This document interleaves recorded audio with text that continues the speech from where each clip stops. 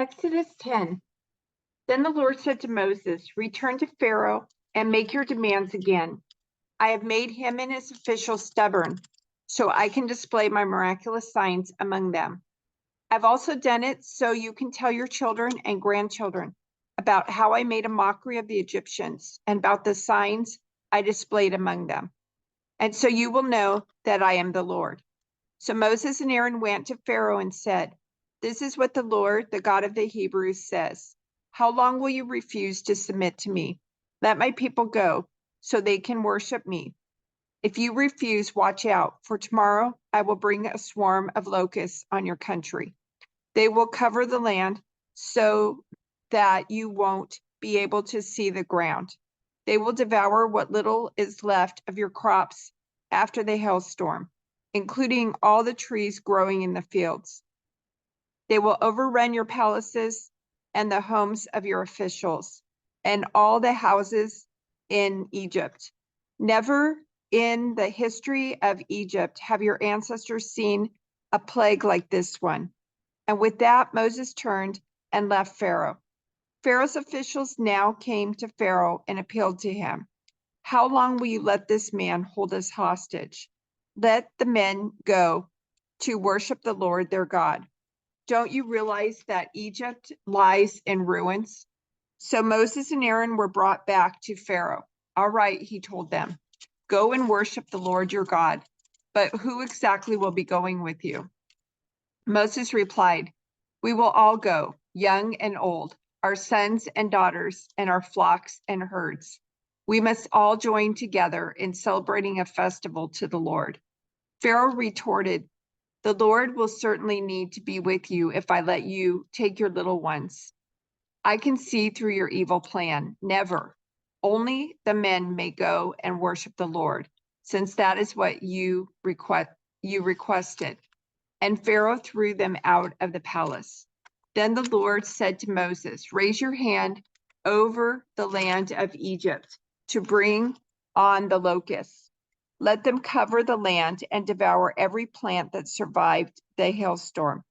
So Moses raised his staff over Egypt, and the Lord caused an east wind to blow over the land all that day and through the night. When morning arrived, the east wind had brought the locusts, and the locusts swarmed over the whole land of Egypt, settling in dense swarms from one end of the country to the other. It was the worst locust plague in Egyptian history, and there has never been another one like it. For the locusts covered the whole country and darkened the land. They devoured every plant in the fields and all the fruit on the trees that had survived the hailstorm. Not a single leaf was left on the trees and plants through the land of Egypt. Pharaoh quickly summoned Moses and Aaron.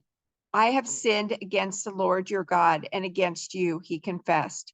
Forgive my sin just this once and plead with the Lord your God to take away this death from me. So Moses left Pharaoh's court and pleaded with the Lord. The Lord responded by shifting the wind, and the strong west wind blew the locusts into the Red Sea. Not a single locust remained in all the land of Egypt. But the Lord hardened Pharaoh's heart again, so he refused to let the people go. Then the Lord said to Moses, lift your hand toward heaven, and the land of Egypt will be covered with a darkness so thick you can feel it. So Moses lifted his hand to the sky, and a deep darkness covered the entire land of Egypt for 3 days. During all that time, the people could not see each other, and no one moved. But there was light as usual where the people of Israel lived. Finally, Pharaoh called for Moses. Go and worship the Lord, he said, but leave your flocks and herds here. You may even take your little ones with you. No, Moses said, you must provide us with animals for sacrifices and burnt offerings to the Lord our God. All our livestock must go with us too. Not a hoof can be left behind. We must choose our sacrifices for the Lord our God from among these animals, and we won't know how we are to worship the Lord until we get there. But the Lord hardened Pharaoh's heart once more, and he would not let them go. Get out of here, Pharaoh shouted at Moses. I'm warning you, never come back to see me again. The day you see my face, you will die. Very well, Moses replied. I will never see your face again. Then the Lord said to Moses, I will strike Pharaoh in the land of Egypt with one more blow. After that, Pharaoh will let you leave this country. In fact, he will be so eager to get rid of you that he will force you all to leave.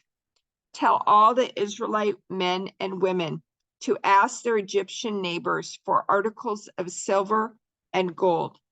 Now the Lord had caused the Egyptians to look favorably on the people of Israel, and Moses was considered a very great man in the land of Egypt, respected by Pharaoh's officials and the Egyptian people alike. Moses had announced to Pharaoh, this is what the Lord says. At midnight tonight, I will pass through the heart of Egypt. All the firstborn sons will die in every family in Egypt, from the oldest son of Pharaoh, who sits on his throne, to the oldest son of his lowliest servant girl, who grinds the flour. Even the firstborn of all the livestock will die. Then a loud wail will rise throughout the land of Egypt, a wail like no one has heard before or will ever hear again. But among the Israelites, it will be so peaceful that not even a dog will bark. Then you will know that the Lord makes a distinction between the Egyptians and the Israelites. All the officials of Egypt will run to me and fall to the ground before me. Please leave, they will beg. Hurry and take all your followers with you. Only then will I go. Then, burning with anger, Moses left Pharaoh. Now the Lord had told Moses earlier, Pharaoh will not listen to you, but then I will do even more mighty miracles in the land of Egypt. Moses and Aaron performed these miracles in Pharaoh's presence, but the Lord hardened Pharaoh's heart, and he wouldn't let the Israelites leave the country. While the Israelites were still in the land of Egypt, the Lord gave the following instructions to Moses and Aaron. From now on, this month will be the first month of the year for you. Announce to the whole community of Israel that on the 10th day of this month, each family must choose a lamb or a young goat for a sacrifice, one animal for each household. If a family is too small to eat a whole animal, let them share with another family in the neighborhood. Divide the animal according to the size of each family and how much they can eat. The animal you select must be a 1-year-old male, either a sheep or a goat with no defects. Take special care of this chosen animal until the evening of the 14th day of this first month. Then the whole assembly of the community of Israel must slaughter their lamb or goat or young goat at twilight. They are to take some of the blood and smear it on the sides and top of the door frames of the houses where they eat the animal. That same night, they must roast the meat over a fire and eat it along with bitter salad greens and bread made without yeast. Do not eat any of the meat raw or boiled in water. The whole animal, including the head, legs, and internal organs, must be roasted over a fire. Do not leave any of it until the next morning. Burn whatever is not eaten before morning. These are your instructions for eating this meal. Be fully dressed, wear your sandals, and carry your walking stick in your hand. Eat the meal with urgency, for this is the Lord's Passover. On that night, I will pass through the land of Egypt and strike down every firstborn son and firstborn male animal in the land of Egypt. I will execute judgment against all the gods of Egypt, for I am the Lord. But the blood on your doorposts will serve as a sign, marking the houses where you are staying. When I see the blood, I will pass over you. This plague of death will not touch you when I strike the land of Egypt. This is a day to remember. Each year, from generation to generation, you must celebrate it as a special festival to the Lord. This is a law for all time. For 7 days, the bread you eat must be made without yeast. On the first day of the festival, remove every trace of yeast from your homes. Anyone who eats bread made with yeast during the 7 days of the festival will be cut off from the community of Israel. On the first day of the festival, and again on the 7th day, all the people must observe an official day for holy assembly. No work of any kind may be done on these days, except in the preparation of food. Celebrate this festival of unleavened bread, for it will remind you that I brought your forces out of the land of Egypt on this very day. This festival will be a permanent law for you. Celebrate this day from generation to generation.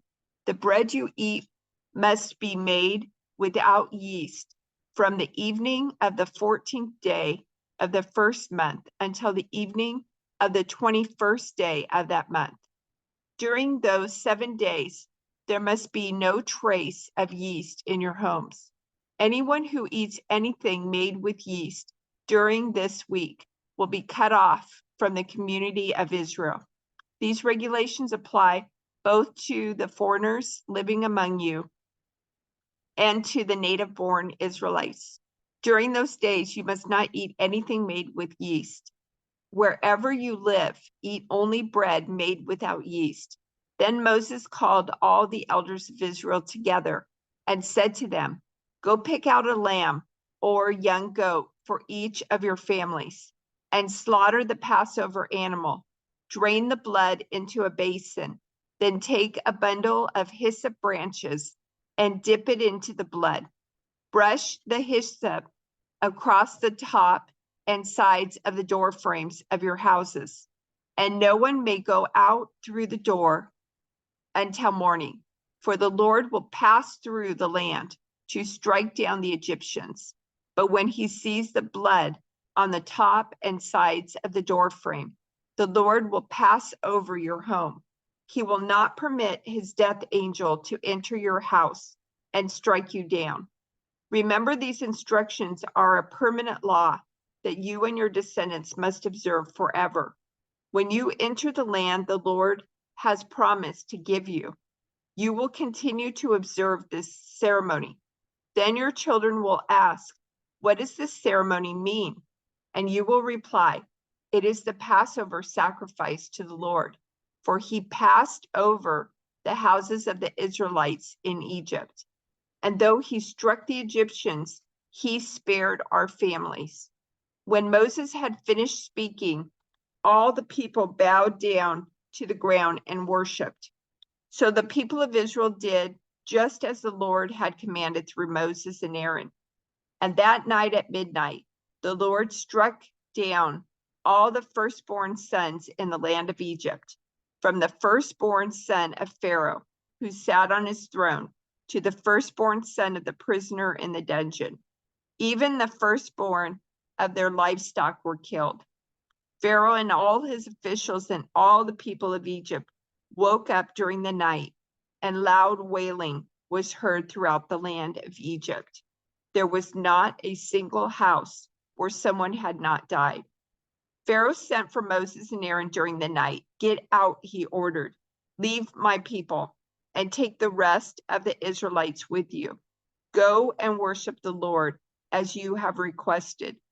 Take your flocks and herds, as you said, and be gone. Go, but bless me as you leave. All the Egyptians urged the people of Israel to get out of the land as quickly as possible, for they thought, we will all die. The Israelites took their bread dough before yeast was added. They wrapped their kneading boards in their cloaks and carried them on their shoulders. And the people of Israel did as Moses had instructed. They asked the Egyptians for clothing and articles of silver and gold. The Lord caused the Egyptians to look favorably on the Israelites, and they gave the Israelites whatever they asked for. So they stripped the Egyptians of their wealth. That night, the people of Israel left Ramesses and started for Succoth. There were about 600,000 men, plus all the women and children. A rabble of non-Israelites went with them, along with great flocks and herds of livestock. For bread, they baked flat cakes from the dough without yeast they had brought from Egypt. It was made without yeast because the people were driven out of Egypt in such a hurry that they had no time to prepare the bread or other food. The people of Israel had lived in Egypt for 430 years. In fact, it was on the last day of the 430th year that all the Lord's forces left the land. On this night, the Lord kept his promise to bring his people out of the land of Egypt. So this night belongs to him, and it must be commemorated every year by all the Israelites from generation to generation. Then the Lord said to Moses and Aaron, "These are the instructions for the festival of Passover. No outsiders are allowed to eat the Passover meal, but any slave who has been purchased may eat it if he has been circumcised. Temporary residents and hired servants may not eat it. Each Passover lamb must be eaten in one house. Do not carry any of its meat outside, and do not break any of its bones. The whole community of Israel must celebrate this Passover meal, this Passover festival. If there are foreigners living among you who want to celebrate the Lord's Passover, let all their males be circumcised. Only then may they celebrate the Passover with you, like any native-born Israelite. But no uncircumcised male may ever eat the Passover meal.